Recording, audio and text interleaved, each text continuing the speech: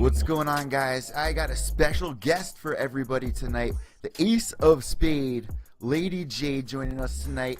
And what is going on with you? It's been crazy over here on the East Coast. You're down in Florida, enjoying the fine weather. How was your day, Jade? My day's great. Just making sure I live each day to my fullest when it comes to preparing for my career. No matter what comes ahead of me, I still have to get up early in the morning and run. I have to eat clean no matter what everyone's eating. And my day today was just kind of helping everybody else, eat clean and learn a few things. So I'm having a pretty good day. And that's always something that my listeners always want to know about, like, how can I shed a couple extra pounds without having to go out and jog 6 miles? What are some of the tricks that you use, especially like during fight week when you got to keep the weight off? What are some of the tricks you like to use? A lot of lemon water. I mean, just carry a jug of water and fresh lemons in it every day. A whole lemon, like slice it up, put it in there. And we are actually lacking a lot of that type of alkaline in our body. So everything that we ingest has so much acid, so much buildup, and that's what sticks to our body. So the more we can flush out with alkalizing our body, you'll just shed so much. And just taking up more water is going to help you lose weight more too, because the less water that you drink, the more your body tries to hold on to it like a camel. So yeah, water is for one key. So it kind of like breaks off the plaque pretty much, right? Yeah. So the last time that we spoke, you were coming off that 54-second knockout back in October. What have you been up to since then? I mean, have you been putting together any fights coming up, working with your coaches or anything, looking forward into the future? Yes, I'm trying to fight in March and April, hopefully May too. They're still trying to figure out what opponents they can get for me, like when it comes to people not backing out and records and all that stuff. Yeah. Because I'm supposed to fight this February. I was supposed to fight this weekend, but that person ended up not coming up to the plate, and kind of the title shot is off now. There was somebody else that kind of wanted to step up to the plate for a normal fight, and I was down, but then they kind of lingered off too. So I'm just ready to just have good competition come to the table and be ready for me in March. People out there don't realize, like, as a fighter, it's a very selfish sport in the way, like, during the holidays and stuff, you got to focus on getting ready if you got an upcoming fight. And then if somebody backs out like that, it's just crushing to, build that momentum back up. And which I think was a huge part about the whole BJ Penn buildup of him coming back. I mean, he was supposed to fight 3 different times. He was supposed to fight Dennis Seaver, then he was supposed to fight Ricardo Lamas, and then he was fighting Yair Rodriguez. So 3 different times he had to get ready for, one comeback fight. And that could definitely mentally drain you, drain that motivation in you. So, what are you doing to move forward, after that opponent dropped out now? I'm just, I look at it as it was kind of like an early title shot for me anyway. So maybe I do still just need to, put myself through the competition, and I really just want good competition. I want to be able to show people what I can perform, and not just, walk through everybody and not be able to show what I can do, display what I'm doing. So I try to keep, motivated by looking at how well a lot of these girls are doing in the UFC and Invicta. And I try to kind of, size people up, but I respect everybody, at the same time. But I'm still, looking at this person's my, possible future opponent. This person's in my weight class. This person, has good striking. This person's, especially with Invicta. Invicta, you can get the call any day pretty much with Invicta. I mean, Stephanie Knapp does an amazing job supporting all those girls on that card. And you make it into Invicta, that's big because they're on the UFC Fight Pass. You get a lot of popularity. And like you're saying, like you got to match up your opponents. When I was doing my interview with Jimmy Rivera, he was like, I went to go spar with Faber and Cody Nolov and TJ Dillashaw. And I was like, my skill level's higher than these guys. These are supposed to be the elite of the elite. And I feel like, I can easily beat Uriah Faber. And then he walks in there and he beats Uriah Faber. So it's definitely something that you got to keep that mental sight on, especially with Invicta at your stage right now. You can get that call any day, any week, any time, Yeah, definitely. I'm expecting it, but I really, like, I just want to take my time. Like, I want it to come to me when it's ready because I don't want to force anything. I kind of feel like I'm a secret weapon.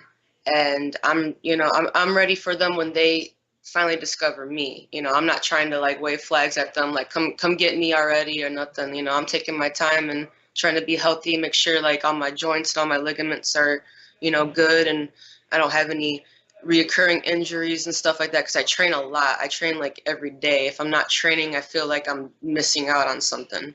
So I get a lot of reoccurring things here and there that I'm trying to make sure that I don't mess up anymore, toes, this and that, so just trying to, keep up cardio and, Pilates, little things in between that, I can get a break off of my feet and off of my hands sometimes. And what of a lot of our listeners, if you're recognizing her voice, you actually called into the show last week to talk a little bit about Valentina Shevchenko beating Amanda. I was so happy that you called in. You had great insight. And this weekend, we got UFC 208, huge fight for that weight class, especially opening up for in the UFC. What's your take on this? Who do you favor here so far, Holly Holm or Jermaine, who's a beast? Not many people know Jermaine, but she's a monster. Well, first off, I gotta say that I have mad respect for both of those ladies. These ladies are incredible athletes, and they have phenomenal championships and many championships in their divisions: boxing, kickboxing, Muay Thai.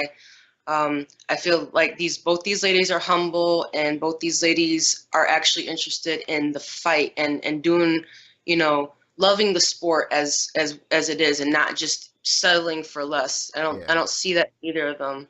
And like their little handshake after the weigh-ins, that was so cute. I was like, oh, they're so humble, they're so cute now. Like, I really don't want to pick. I really don't. Like, I have an idea because there's a certain style I lean towards, that I'm favoring towards, but I kind of really don't want to. I don't really want to pick because I want them to show me. I want them to blow me away, and I just have mad respect for the both of them. Well, I actually interviewed Jermaine Durandamy a couple weeks ago, and she said she's never even seen the UFC title. So that would just be a magical moment for her to get that. Like, if you can remember Amanda Nunes when she was crowned champion after beating Miesha Tate, that reaction that she gave out was just so beautiful to see. And especially with, the WMMA, especially because it's been such a huge year in 2015, 2016, moving into 2017, open up this new division. You got Invicta stars on the rise. And another thing about you, Jade, that is like a gold mine is you got the Instagram, you got Twitter, you're always out tweeting with everybody. And I think somebody like Stephanie Knapp would, or Shannon Knapp would love to sign somebody like you on the card, because not only are you good inside the ring, but you're also good as a media point. And we're seeing that now in MMA all around, that you got to kind of portray both sides of it. Not so much talking shit, but like with the girls, it's more about them just being themselves, being bubbly and relatable to, the younger generation coming up. Right. Like, we're still people, we still do stuff. We don't just fight all day. Some of us. So moving forward on this, something that our listeners should definitely know about you is that you're also a tattoo artist. Mm-hmm. When did that all start? Oh, let's see. I think this is year 8. I think this is my 8th year. Maybe it's my 9th year. Wait, I started when I was 19. So whatever that is from now. You're 26 now, right? No, I'm 28 now. You're 28? Yeah. Woo. I turned 28 first. I'm 27. I feel so old right now. It's so weird because I graduated in 07. I saw you graduated in 06. So I was like, oh man. At least I Yeah, can relate to it's somebody already with this been whole a 10 age year thing. anniversary and then some. Like, and I missed that. I didn't even go to my 10-year anniversary or nothing like that. But yeah, I'm getting up there in age a little bit, but I'm still not in no rush because I mean, age is nothing but a number. I'm trying to every day. I'm trying to make myself feel younger. Be healthier, and every day I do feel younger. I don't feel like I'm aging like Well, a most lot of people people do. would say, like our generation, we kind of came in a little later to the scene with the females, because not many girls out there really thought they could actually do this and make a career out of it until a couple of years back with Ronda Rousey opening the doors. Of course, there were female fighters, but no one really thought the UFC would have this open up. And now we got, Holly Holm versus Jermaine Durandamy, 145-pound title. You got Amanda Nunes reigning over there. Joanna Jędrzejczyk. I mean, these girls are all putting on every time they're going in there inside the octagon. So they're always delivering. I mean, what has been one of your favorite parts in the past couple of years with the women promoting themselves? Like who have you been really keeping your eye on? Like there's Rose Namajunas, who I'm a huge fan of. She made the rise to that Ultimate Fighter season, and she's still like out to fight Joanna, but I still don't think she's ready yet. But she's like on the verge. You got Michelle Waterson, who's been doing it for years now, coming in beating Paige Van Zant. And then you got, Raquel Pennington, who had a phenomenal 2016. I mean, and these girls weren't getting that much attention in 2012, 2013, 2014. This has really been a huge year for the females.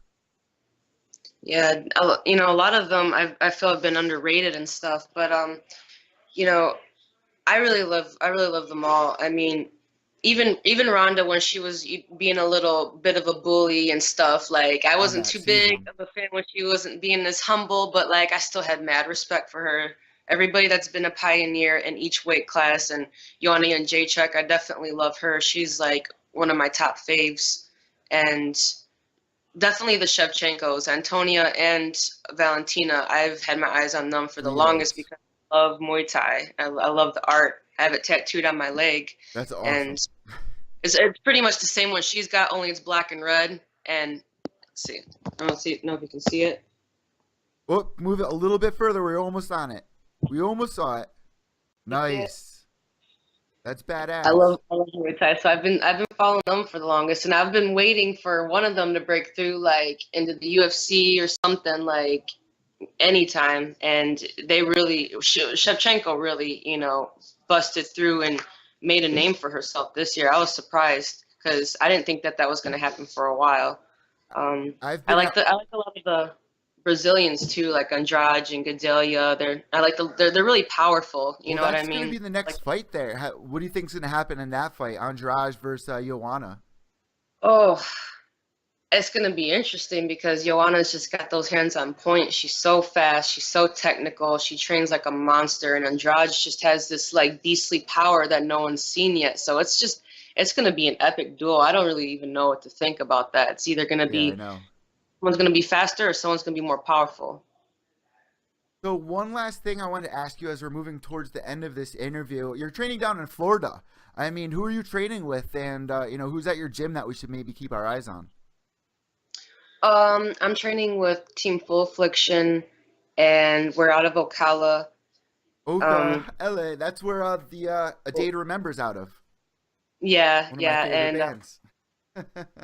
I believe Crazy Horse too, because he trained with one of my coaches Really? before. So yeah, um, Yeah. He's crazy been making some crazy statements as of late. Crazy Horse. felony. I guess he goes by Yeah, felony no, now. yeah, we can't call him Crazy Horse anymore. we, he wants to be known as Felony. Yeah, yeah. But no, I mean, our team, we're very Vale Tudo based, and we're not like these big expensive gym like, Tiger's World and all that. We go and train at Taekwondo gyms, boxing gyms. We get on the ground. We're not scared to, get bloody, get dirty, and I train with mostly guys, pro level, and I guess out of the guys, Tamurius Machete Long, he's somebody to look out for. He's only had one amateur fight so far, but he's one of those guys that have just been a Vale Tudo genius for like 10 years. And and making his I way onto the I, scene. I can't believe that he's just now gotten one amateur fight out the way, and he didn't even display nothing. He was just, being all smooth, maybe threw one punch, had the guy kind of down against the cage, kind of up fisting him, against the cage while he was curled up, and that's all. Just He's like that. just like that, and he's my Yeah. favorite sparring partner. Every time we spar, I end up having like a long-term injury though, and he's one of those guys that just doesn't know control. You know what I mean? And that's good for your fight, but not good for your training partners. But I've learned to deal with it, and yeah, just be on the lookout for Machete. Machete's coming. He's from Ocala as well. So that's something that Claudia Udella had to deal with as she was coming up the circuits as well as training with bigger guys and stuff like that. And she just opened up a gym up here on the East Coast in New Jersey, and a whole bunch of females came in. She took a picture with them, and it was just like, this is such a special moment for me because when I was younger, I had no females to train with. Yeah, it's hard. Like, I mean, I've been doing martial arts my whole life, and I've probably sparred with maybe one female before I started training for MMA. And that was a Taekwondo, and I was in Muay Thai at the time. And, that we were the only girls in the area we were training in, so they decided to let us go ahead and spar, and that was like my first, contact with the girl. But other than that, I've had other girls from other gyms, I've trained with some other girls here and there. We've had girls come to our gym, but they're not, as faithful as me. So really, I'm more experienced with guys, and most of my time with girls is in the cage. So one last thing I got to ask you, if we got any listeners out there that are in high school, middle school, and they want to be a fighter and they're getting picked on in school. I mean, do you have any words of advice for, all the girls out there struggling that, might want to break into finding a gym, finding somewhere comfortable to go? I mean, is there any level that you can relate with them, and what's your words of advice to anyone out there really struggling at that young age? That's a struggling age right there. Yeah, it is. And I used to have a lot of friends that struggled a lot. I mean, I didn't deal with a lot of bullying on my end too much. There's always people you don't get along with, but I've had to, stick up for a lot of my friends and my little cousins. And I mostly got bullied a little bit by my older cousins and my brothers, but they did it out of playfulness. And that's what made me tough, I think, early. So, my cousin, being that he did kickboxing, he showed me some stuff to defend myself a little bit from my older cousins and stuff, and they kind of backed off, and I didn't really get picked on too much after that. So I don't see a problem with joining Taekwondo, karate. It doesn't have to be MMA style gym. Of course it's popular now. So, I mean, that might be what you need to get your kid interested in that, see Conor McGregor or somebody on UFC and, show them that, hey, this guy could have got picked on too, and look at him now. So I don't think there's any problem with kids, going to taking in a martial art or a discipline to help them get over bullying situations, as long as you're not trying to go out and be vengeful on purpose. Like, oh, now I got little hands, now I got to go kill everybody. Well, it helps raise the children as well, because you're learning not just self-defense and stuff, but the coaches are teaching you life lessons that are going to help you throughout your life. And I think that's one of the biggest parts. Like when I was growing up and when you were growing up, you didn't see MMA anywhere. It was always karate. Like, oh, I want to do karate. You know what I mean? So nowadays it's MMA, and I think the girls are finally feeling more comfortable now, knowing that they can make a career out of it. We had so many people want to get you on the show, and I'm finally happy that it happened. You know what we like to do at this point. I hand the imaginary microphone over to you if you got any shout-outs, anything that you want to say at all. Your social media tags, definitely put those out on the table for people listening, and the floor is all yours now, Lady Jade.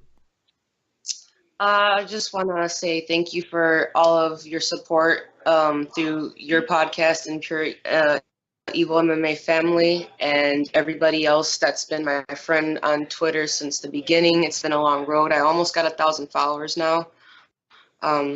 Definitely my team, Full Affliction, Christ, God, my family back in Ohio, my new family in Florida, everybody I know in the tattoo world, everyone I know in the MMA world around here.